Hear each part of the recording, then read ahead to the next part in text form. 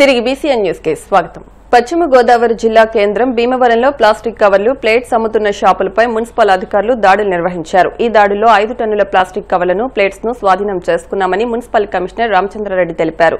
నిషేధిత ప్లాస్టిక్ వస్తువులు అమ్ముతున్న షాపులకు 35,000 రూపాయలు జరిమానా కూడా విధించినట్లు వెల్లడించారు.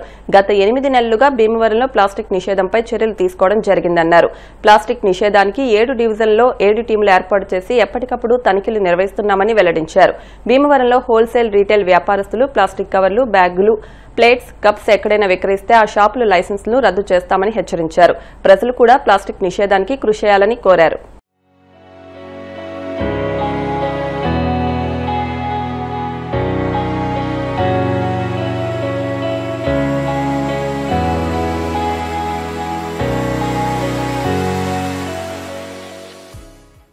అందరికీ నమస్కారం.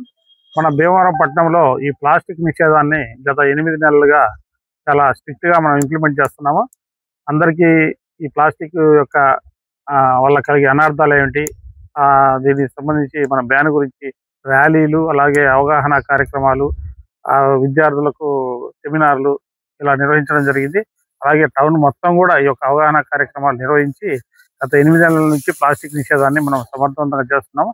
దీనికి ఒక టీమ్స్ కూడా దాదాపు మనం 7 డివిజన్లలో 7 టీమ్స్ వేసి ఈ టీమ్స్ రెగ్యులర్ గా ఇన్స్పెక్షన్ చేస్తూ ఈ హోల్సేల్ షాప్స్ కానీ, మామూలు షాపుల్లో కానీ ఎక్కడైనా ఉపయోగిస్తున్నారా, అలాగే ఈవెన్ టెంపుల్స్ లో కూడా ఇవి కాకుండా ఆర్గానిక్ మెటీరియల్ తో తయారు చేసినటువంటి కవర్సే వాడమని కూడా మనం అందరికీ తెలియజేస్తున్నాం. ఈరోజు మళ్ళీ కొంత గ్యాప్ వచ్చిన తర్వాత ఈ రోజు రైడింగ్ చేస్తే ఈ హోల్సేల్ షాప్స్ లో ఈరోజు 3 హోల్సేల్ షాప్ లో రైడింగ్ చేస్తే ప్లాస్టిక్ మెటీరియల్ దాదాపు 5 టన్నుల మెటీరియల్ ఈరోజు దాన్ని సీజ్ చేయడం జరిగింది. అలాగే షాప్ల వాళ్ళకి ఈరోజు 35,000 రూపాయల జరిమానా కూడా విధించడం జరిగింది. ఈ సందర్భంగా ప్రతి ఒక్కరికి చెప్పడం ఏంటంటే, హోల్సేల్ వ్యాపారులకు కానీ, అలాగే ఈ కన్జ్యూమర్స్ కానీ చెప్పేదంటే, ఈ యొక్క ప్లాస్టిక్ నిషేధాన్ని మనం సమర్థవంతంగా అన్ని చోట్ల అమలు చేస్తున్నాం.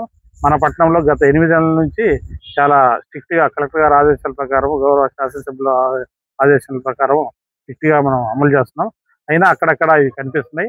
ప్రతి ఒక్కరు దీని యొక్క అనార్థాలను తెలుసుకొని ఏ షాపులో అయినా సరే, ఎక్కడైనా సరే ఈ ప్లాస్టిక్ కనపడినట్లయితే భారీగా జరిమానా విధించడమే కాకుండా మళ్ళీ ఇలా పట్టుబడితే ఆ షాప్ను కూడా క్లోజ్ చేయడం జరుగుతుందని తెలియజేస్తున్నాను.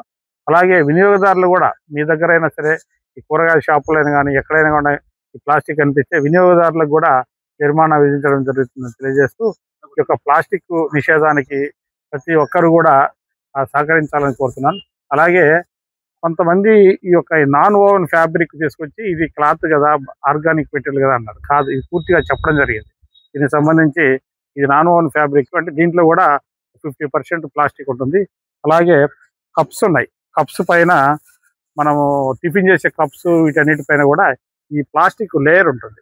ఇది మనం తిన్నప్పుడు ఈ వేడికి ఆహార పదార్థాలతో పాటు ఇది కూడా కడుపులోకి వెళ్ళి మనకు అందరికి కూడా క్యాన్సర్ కారకం అవుతుంది. కాబట్టి ఇటువంటి కప్స్ కానీ, ప్లేట్స్ కానీ అన్ని కూడా నిషేధించడం జరిగింది. ఇవి ఎక్కడైనా పట్టుబడితే భారీగా జరిమానాతో పాటు షాపు కూడా సీజ్ చేయడం జరుగుతుంది మరొకసారి తెలియజేస్తూ, పట్టణంలో ఉన్నటువంటి ప్రజలు, వ్యాపారస్తులు అందరూ కూడా ఈ యొక్క ప్లాస్టిక్ నిషేధానికి అందరూ సహకరించాలని మరొకసారి అందరికీ విజ్ఞప్తి చేస్తారు.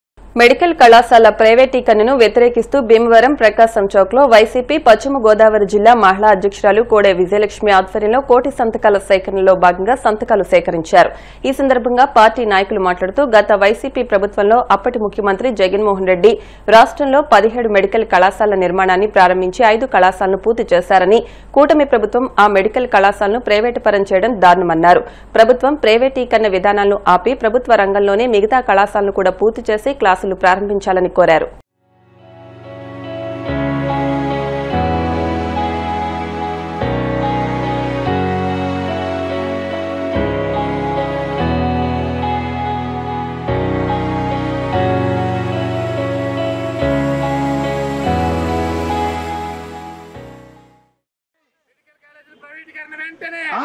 మెడికల్ కాలేజీల ప్రైవేటీకరణ వెంటనే, ఈపీపీ విధానాన్ని వెంటనే, ఈపీపీ విధానాన్ని వెంటనే, మెడికల్ కాలేజీల ప్రైవేటీకరణ వెంటనే, మెడికల్ కాలేజీల ప్రైవేటీకరణ వెంటనే, ఈపీపీ విధానం.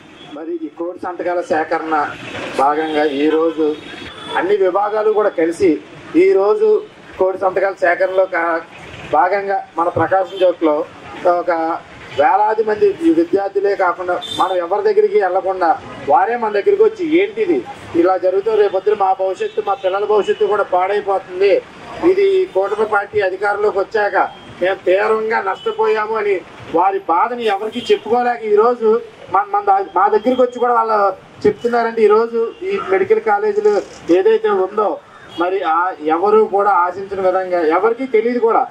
మనం ఉన్న 26 జిల్లాల్లో మిగతా జిల్లాల్లో 17 జిల్లాల్లో మెడికల్ కాలేజీలు లేవు.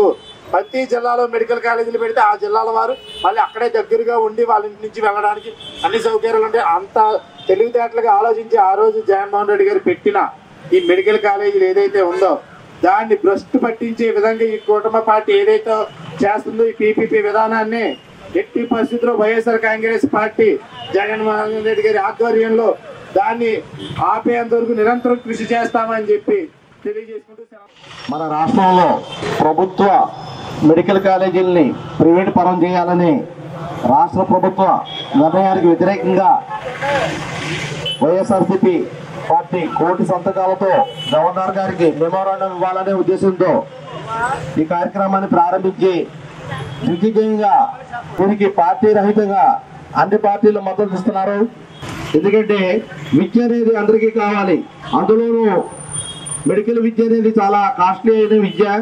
అది సామాన్యులు చదవడానికి అందరంత దూరంగా ఉంటుంది. అటువంటిది లేకుండా అందరికీ అందుబాటులో ఉండాలని 17 మెడికల్ కాలేజీలని జగన్మోహన్ రెడ్డి గారు తీసుకురావడం, కొన్ని కాలేజీలు ప్రారంభం అవడం, కొన్ని కాలేజీలు ప్రారంభానికి దగ్గర ఉండడం, ఈ తరుణంలో ప్రభుత్వం మారడం, వచ్చిన ఈ కొత్త ప్రభుత్వం ఈ యొక్క కాలేజీలని ప్రైవేట్ వ్యక్తులకి దారాదత్తం చేసి సామాన్యులకి వైద్య విద్య అందకుండా చేస్తూ తద్వారా ప్రజలకు ఆరోగ్యాన్ని దక్కకుండా చేసే ఈ ప్రయత్నాన్ని విరమణ చేయాలని ఏదో డాక్టర్ బిఆర్ అంబేద్కర్ ఇరు ప్రజలకి విద్యని వైద్యాన్ని అందుబాటులో ఉండాలని ఆయన ముందుగానే ఆలోచించి చెప్పాడు. ఆ విధంగా ఈ దేశ భవిష్యత్తు ఈ రాష్ట్ర భవిష్యత్తు బాగుండాలంటే విద్య వైద్యం అందరికి అందుబాటులో ఉండాలి.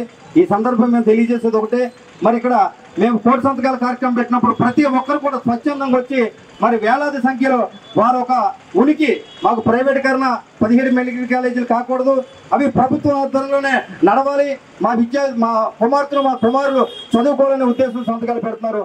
వారందరూ ధన్యవాదాలు తెలుపుకుంటూ అలాగే మహిళా అధ్యక్షురాలు కోడే విజయలక్ష్మి గారి ఆధ్వర్యంలో ఆదిరాజు రామరాజు గారు ఆధ్వర్యంలో కోటి సంతకాల కార్యక్రమం దిగ్విజయంగా నెరవేరుతుంది. మేము ఏదైతే అనుకున్నామో దాని లక్ష్యానికి అధిగమించి ఈరోజు ప్రజలు స్వచ్ఛందంగా వచ్చి ఈ మెడికల్ కాలేజీలకి ప్రభుత్వం నిర్మించాలని చెప్పి కోరుతూ పీపీపీ విధానాన్ని రద్దు చేయాలని, మెడికల్ కాలేజీలు ప్రజలకి అందుబాటులోకి తెచ్చే విధంగా ప్రతి పేదవాడు వైద్య సదుపాయం అందే విధంగా చేయాలని చెప్పి కోరుతూ ప్రభుత్వ నిర్ణయాన్ని వ్యతిరేకిస్తూ ఏదైతే ఈ 17 మెడికల్ కాలేజీలు ఉన్నాయో వాటిని ప్రైవేటీకరణకు వ్యతిరేకంగా పెట్టినటువంటి ఒక ప్రజా ఉద్యమం ఇది. ఎందుకంటే జనరల్గా మామూలుగా ఇది ఒక వైఎస్ఆర్సీపీ కార్యక్రమం కాదు, ఇది ఒక ప్రజా ఉద్యమ కార్యక్రమానికి వైఎస్ఆర్సీపీ అనేది బాసటగా నిలిచింది. ఈ రోజున ఇది పూర్తిగా మేము వైఎస్ఆర్సీపీ మా పార్టీ కార్యక్రమం ఎటువంటిది కాదు.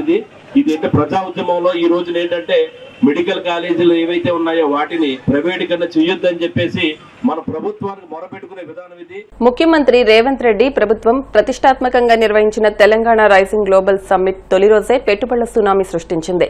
ఈ సదస్సులో ఏకంగా 35కు పైగా సంస్థలు సుమారు 2.43 లక్షల కోట్ల పెట్టుబడులు పెట్టేందుకు ముందుకొచ్చాయి. ఇప్పటి వరకు దావోస్ కు వెళ్లి పెట్టుబడులను ఆకర్షించే సాంప్రదాయానికి భిన్నంగా ఈసారి దావోస్ నే హైదరాబాద్ కు రప్పించడంలో రేవంత్ సర్కార్ విజయం సాధించిందని పారిశ్రామిక వర్గాలు ప్రశంసించాయి. గవర్నర్ జిష్ణుదేవ్ వర్మ ఈ సదస్సును ప్రారంభించగా CM Revanth Reddy, deputy CM Bhatti Vikramarka, కేంద్ర మంత్రి కిషన్ రెడ్డి, కర్ణాటక ఉప ముఖ్యమంత్రి డీకే శివకుమార్, నోబెల్ గ్రహీత కైలాస్ సత్యార్థి వంటి ప్రముఖులు హాజరయ్యారు.